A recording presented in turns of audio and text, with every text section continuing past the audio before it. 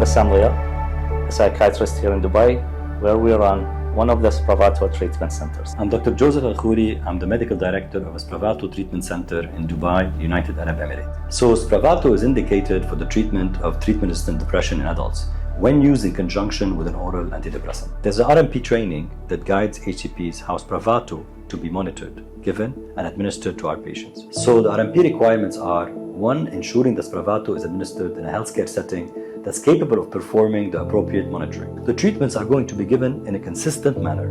The medicine goes straight from pharmacy to clinic, never passing straight into the hands of the patient. Since you know this is a controlled substance, they want to make sure that both sides know how to use it and that it's done in a safe and consistent manner.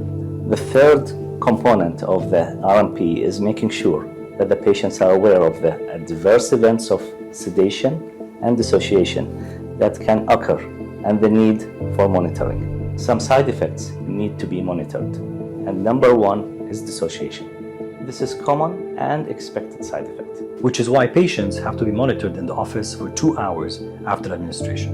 Number 2 is sedation. That's part of why the Spravato needs to go straight from pharmacy to clinic. Number 3, Spravato can lead to transient elevation in blood pressure during the session. Spravato is not approved for use in pediatric patients.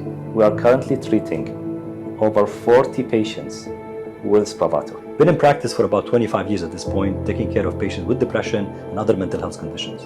The goal with our treatment really is always remission, but you don't often achieve that even when you try multiple oral antidepressants. We want to get our patients better, and when that doesn't happen, it's easy sometimes to give up hope. I had a patient in particular who was very sick and had tried many oral antidepressants, and he still wasn't really getting better.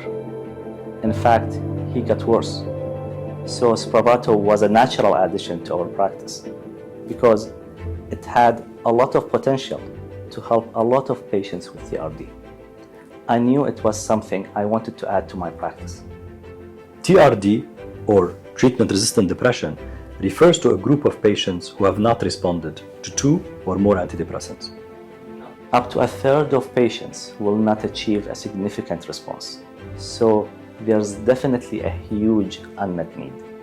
Creating a Spravato treatment center meant having a number of things in place. You're going to have to find a site in your center, your clinic, your office, where patients can be monitored for 2 hours. I have colleagues that do that in a large clinic settings where they have multiple people getting Spravato at the same time. In our office, we've taken a pretty simple approach. We have a quiet room where our patients' blood pressure can be monitored. We have a variety of treatment rooms at our treatment center. This is just one of them. We have equipment here to monitor the patient's blood pressure, a comfortable chair, things like blankets to be able to offer our patients. People can connect to their phone and play music. We can adjust the lighting.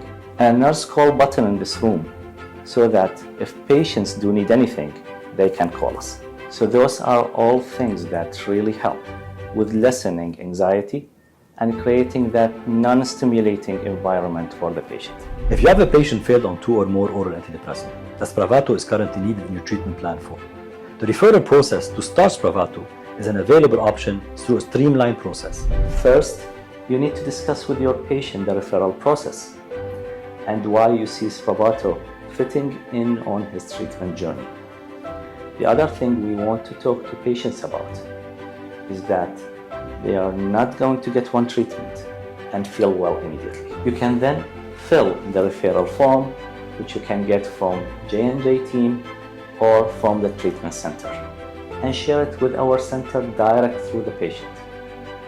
You can find the contact numbers for the treatment centers in the form, where the patient can reach out to schedule an appointment.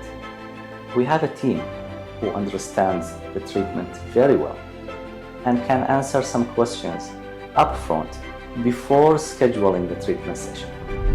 We have 2 of our medical assistants, we have 1 of our medical secretaries, all of which have been trained on how to check blood pressure, look for side effects to make sure someone's doing well with the treatment after they have received their Spravato. For patients to ask questions and for us to answer them, and to give them even material to look at, like the Spravato patient booklets before they start treatment. Once patient starts Spravato, you can expect progress control sheet on monthly basis to brief you on the patient progress on Spravato. There is a lot of enthusiasm when people come in looking for this treatment, and there is a lot of hopefulness. So when we break down treatment, the initial phase we call the induction phase. That will be 2 treatments per week for a total of 4 weeks. The first treatment will be 56 milligram or 2 devices. That will be the maximum dose. Thereafter, you have the option to either stay at 56 milligram or increase to 84 milligram, which would be 3 devices depending on the needs of your patients, the side effects, and the improvement. You then go into the maintenance phase. During the maintenance phase, you space the visits out. So instead of doing it twice a week, you go to once a week. After that, it's really based on your clinical judgment. What do you see with your patient? You can space out the visits to once a week. You can space out the visit to 2 weeks, but that's going to be based on your clinical judgment, and that's what you see with your clinical response. It's good to see you again. If it's their first treatment, bring them in. Get their baseline blood pressure measurement, and then get them comfortable. You are going to make sure they haven't had anything to eat or drink. You're going to make sure that medically things are okay. We get the trainer device, start going through what would be like to self-administer Spravato. So, this isn't the real medication, but I'd like you to practice with it. It comes in a box, and that box will have the dose that you've decided on for your patient. 2 or 3 devices is a typical treatment. You hand it to your patient, you make sure they lean back, recommended around 45 degrees. They self-administer up one nostril, then the other. Wait 5 minutes to let it be absorbed. You then give the second device. For patients that need 3 devices, you wait 5 more minutes and do the third device. Afterwards, the devices are empty and we discard them the same way we discard needles. You're going to watch them for 2 hours. So at that 40-minute mark, we once again measure blood pressure. We look for side effect of sedation, dissociation, nausea, on top of watching blood pressure. Some people do become a little bit detached, a little fuzzy. Things seem brighter or louder. Explaining to them that they might experience some level of dissociation during the treatment. And what's that like? It's very helpful in helping alleviate their anxiety beforehand. And within about an hour and a half, you see that most patients' vital signs, blood pressure has gotten back to normal. They're awake and alert. The sedation has disappeared, dissociation has usually disappeared, and at that 2-hour mark, if all of those have gone back to normal, the patient is then allowed to leave the clinic with the caveat that they cannot drive themselves, no operating heavy equipment, machinery, or things of that nature. Patients must have a night of sleep before they drive again. I do talk to them about the fact that they might not be as sharp with their thinking. So, they want to consider that with regards to any decision making or work that they might try to do after the treatment. Patients that have been struggling for years, they actually get better. You will see a lot of patients go into full response. One of my patients who had been stuck in a bad depression, not for months, but for years, and now to see him come in smiling, talking about being with his kids, being with his wife, back living his life again. The very first patient I ever treated was very, very severely depressed. He was able to titrate off some of his medications. He does still take an oral antidepressant, and it has really changed my interpretation of where patients can be. It gives you hope. I think any of us that go into this profession, we do it because we want to help people. So to see a treatment that gives hope to our patients, I think that's the true story of Spravato.